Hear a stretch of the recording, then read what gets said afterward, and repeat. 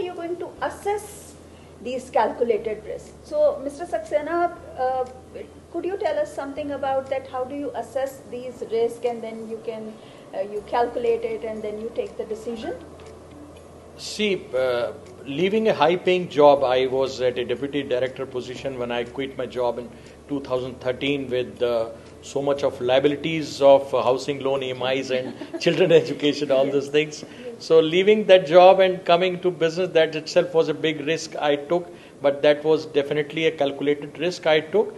And when you talk about the assessing the risk, basically you need to see the opportunity and you need to map that opportunity against the your capabilities. So if you find synergy between these two, just go for it.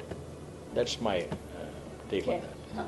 Mr. Tousif, what is your understanding of calculated risk and how have you assessed it? Because for you it was a social sector and it's a mammoth.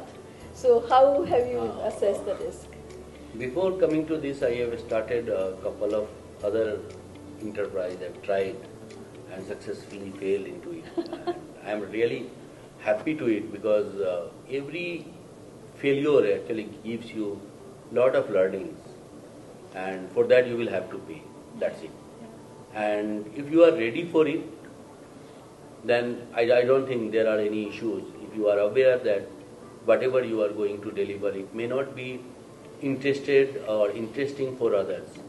So if you have some product and if you really own that, if you value your product, if you think your innovation has something and you are solving some issues in and around it, as you rightly said, please go for it.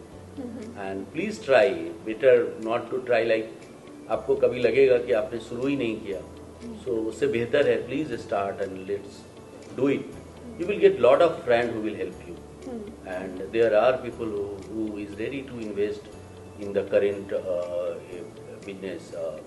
Even बहुत अच्छा environment है अभी. Investors are really keen to have some good business, and definitely would be good opportunity for them. For the newcomers, it's really great time to start. Great. So, Mr. Charnalia, what is your take on this calculated risk, and how have you assessed it? Because leaving a job, again, as the case of both of the other panelists, leaving a job and starting something. So, what kind of assessments have you done? So, I would, take my father's take on this, right? He always says that there is always a right time to get into the business, but there is always a bad time. There is a bad time that you should not enter into the business, and that time is when you are actually desperate of money, desperate of fame. If you are in any form of desperation, that is actually the time when you should not be into the business, right? Because as you said, failures are bound to happen, right?